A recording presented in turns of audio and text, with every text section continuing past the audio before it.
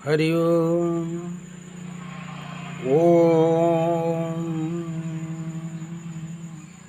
शरणागत दिनारत परित्राण परायणी सर्वस्याति हरेर्देवी मा नारायणी नमस्तुते।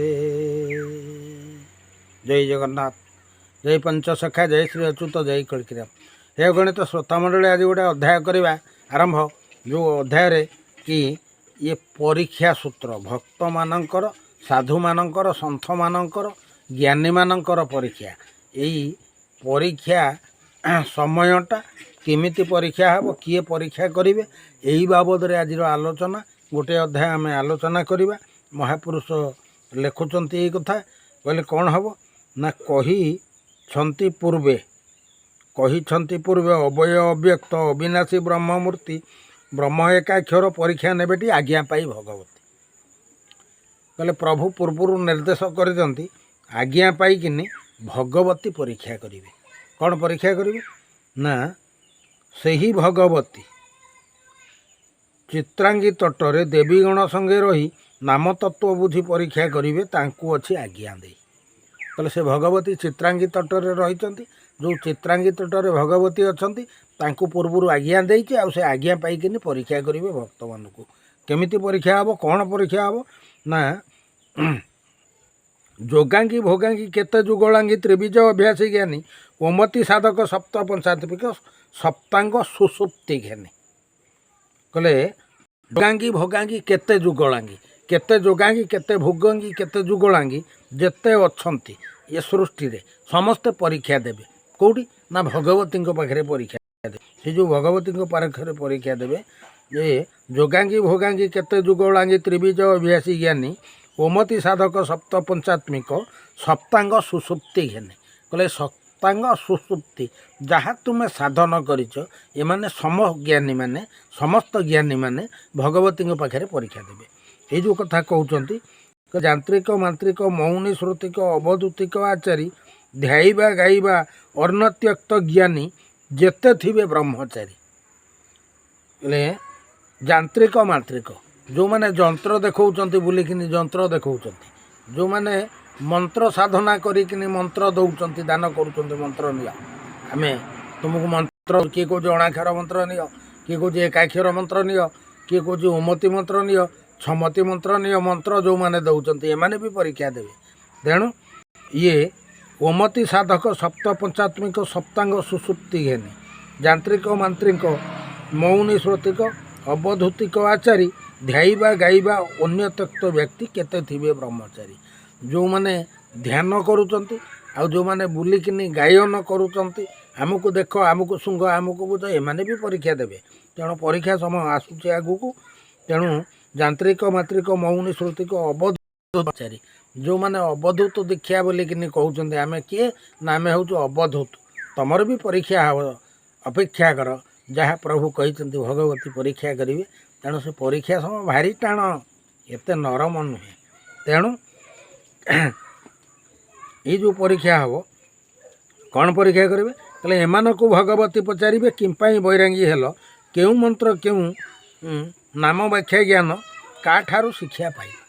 कहले क्यों नाम आउ की व्याख्या काठू तुम शिक्षा पाइल, तुम गुरु किए कि मंत्र जानिच कौन करुच केउं मंत्र केउं नाम व्याख्या ज्ञान का ठारू शिक्षा पाइल। एमान को भगवती पचारे किंपाई बैरागी।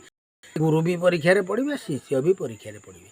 तेणु गुरु को पचारे तमें कौन पाई कि गुरु हेल, कि शिक्षा पाइल, कहीं बैरागी हेल, संसार कौन गंधेला, संसार कौन करिया को खुशी लगुला, संसार छाड़िकी ये आंतारी कांतारी टेंगी टेंगा बंश मारी, किए बंश मारी बाबाजी, किए पोषी न पारी बाबाजी, किए रागी चुनिकिनी बाबाजी, यही प्रकार बाबाजी हो गल ना। तेणु भगवती हाबुड़े पड़े ये समस्ते परीक्षा दब जे केते ठकी चलो समाज को। हे सज्जन पुणी कहले कहले जेते बेले तुम्हें माता गर्भे थिल कहीं कर स्थान के तुमको पुणी मृत्यु को आणिला कहार हेल नंदन। एमान को भगवती पचारे किंपाई बैरागी हेल केउं मंत्र नाम व्याख्या कर तुम्हें ଜ୍ଞାନ କାଠାରୁ ଶିକ୍ଷା ପାଇଲ। କହିଲେ କିଏ ତୁମକୁ ଶିକ୍ଷା ଦେଲା, କାହାର ନନ୍ଦନ ହେଲ, ଆଉ କିଏ ତୁମକୁ ଏତେ କଥା କହିଛି, ଏ କଥା ଭଗବତୀ ଗୋଟି ଗୋଟି କରି ପଚାରିବେ। ଯେତେବେଳେ ଭଗବତୀ ଗୋଟି ଗୋଟି କରି ପଚାରିବେ, ପୁଣି ପଚାରିବେ କ'ଣ ପଚାରିବେ ନା ଗୁରୁ ବୋଲି କରି କାହାକୁ ଚିହ୍ନିଲ, କାହିଁ କରିଥିଲ ଠାବ। କହିଲେ ଗୁରୁ ବୋଲି ତମେ କାହାକୁ ଚିହ୍ନିଲ, କାହିଁ କରିଥିଲ ଠାବ, କା ଘେନି ଖେଳୁଛ, କା ସଙ୍ଗେ ମିଶି କା ସଙ୍ଗେ କରିଣ ଭାବ। କହିଲେ କା ସାଙ୍ଗରେ ଖେଳୁଛ ଆଉ କା ସାଙ୍ଗରେ ଭାବ କରିକିନି କେମିତି ଏ ସଂସାରରେ କ୍ରିୟାକର୍ମ କରୁଛ, ଗୋଟି ଗୋଟି କରି ଭଗବତୀ ପଚାରିବେ।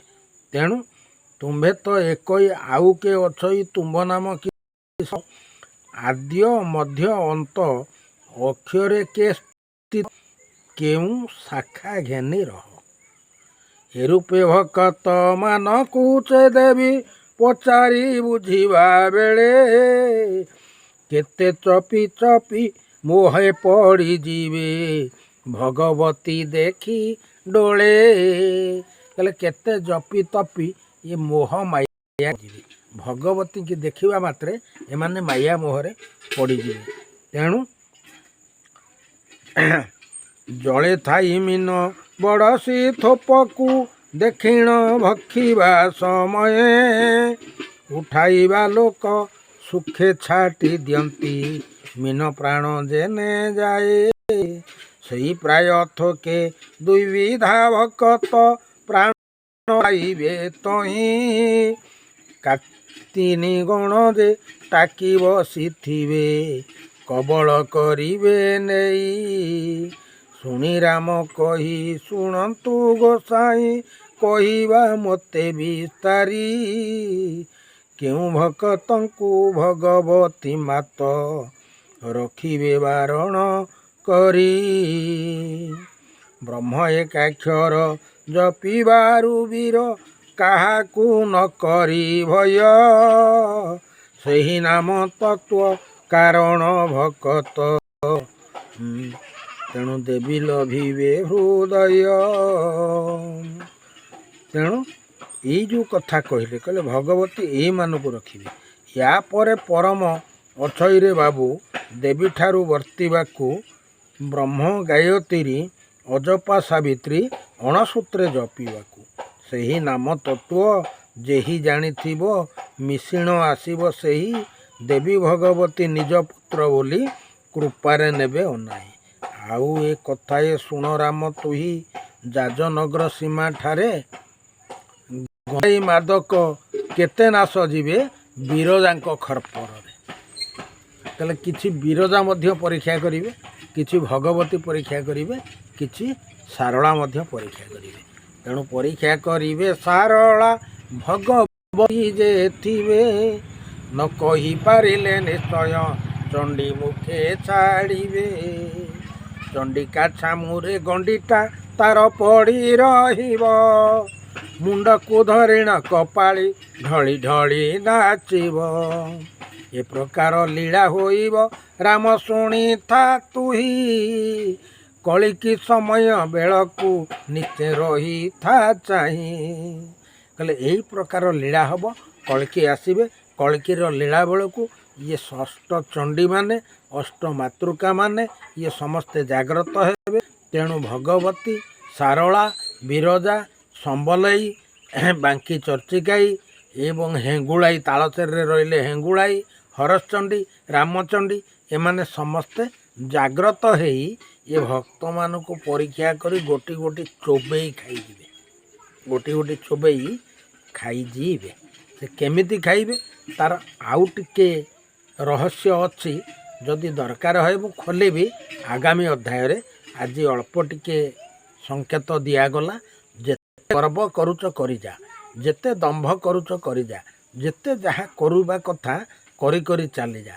ତେଣୁ କଳିଯୁଗ ଗୋଟା କରିବାର ଯୁଗ, କରିବା ଫଳକୁ ପାଇ, ଯାହା କରୁଥିବ ତାହା ହିଁ ହୁଞ୍ଜିବ, ଶୁଣରେ ବ୍ରଜତ ନଈ। ତେଣୁ ମେଲା ଖୋଲା ପଡ଼ିଛି, ପାପ କରିବୁ ତ ପୁଳା କରିଯା, ପୁଣ୍ୟ କରିବୁ ତ ପୁଳା କରିଯା। ତେଣୁ ଯାହା କରିବୁ ତାହା ପାଇବୁ, ତୋ ପାଇଁକି ଡାଇରୀରେ ଲେଖା ହେଇକିନି ରହୁଛି। କାହିଁକି ନା ସେ ପରୀକ୍ଷା ସମୟରେ ସମସ୍ତେ ଧରା ପଡ଼ିବେ, ଆଉ ସମସ୍ତେ କ'ଣ ନା ସମସ୍ତଙ୍କର ପ୍ରାପ୍ୟ ସମସ୍ତଙ୍କର ପ୍ରାପ୍ୟ ନେଇ ଚାଲିବେ। ତେଣୁ ଯିଏ ପୁଣ୍ୟ କରୁଥିବ ତା ପ୍ରାପ୍ୟ ତାକୁ ମିଳିବ, ଯିଏ ପାପ କରୁଥିବ ତା ପ୍ରାପ୍ୟ ତାକୁ ମିଳିବ। ତେଣୁ 185 ସାଧୁ ନାଶ ଯିବେ ମାତାଙ୍ଗୀ ସାଧନ କରି ନାଗନ୍ତି ବେଦାନ୍ତି ଯୋଗାନ୍ତି ସିଦ୍ଧିଆନ୍ତି। ଏଠି କେତେ ହେବେ ହତଶିରୀ, ଇଏ କେତେ ହତଶିରୀ ହେଇକିନି ପଡ଼ିକିନି ଛୋଟ ହେବେ। ଇଏ ବାରଣ ବେଳ ବଛାବଛି ବେଳ, ଇଏ ବଛାବଛି ବେଳର କଥା ଗୋଟିଏ ଅଧ୍ୟାୟ କହିଲୁ। ଆଜି ଦେବୀମଣ୍ଡଳ ଦେବୀଙ୍କ ତତ୍ତ୍ୱରୁ ପୁଣି ସାକ୍ଷାତ ହେବ ଆଗାମୀ ଅଧ୍ୟାୟରେ ଆଉ ଏକ ନୂଆ ସ୍ଥାନରେ। ପୁଣି ଏ ପରୀକ୍ଷାର ଦ୍ୱିତୀୟ ଭାଗକୁ ଆଲୋଚନାକୁ ଆଣିବା। ସେ ଯାଇ ବାଣିକି ବିରାମ ଦେଉଛି। ଜୟ ଜଗନ୍ନାଥ, ଜୟ ପଞ୍ଚସଖା, ଜୟ ଶ୍ରୀ ଅଚ୍ୟୁତ, ଜୟ କଳିକିରାମ। ହରି ଓମ୍ ତତ୍ସତ୍। ଓମ୍ ଶାନ୍ତି ସର୍ବାରିଷ୍ଟ ସୁଶାନ୍ତିର୍ଭବତୁ।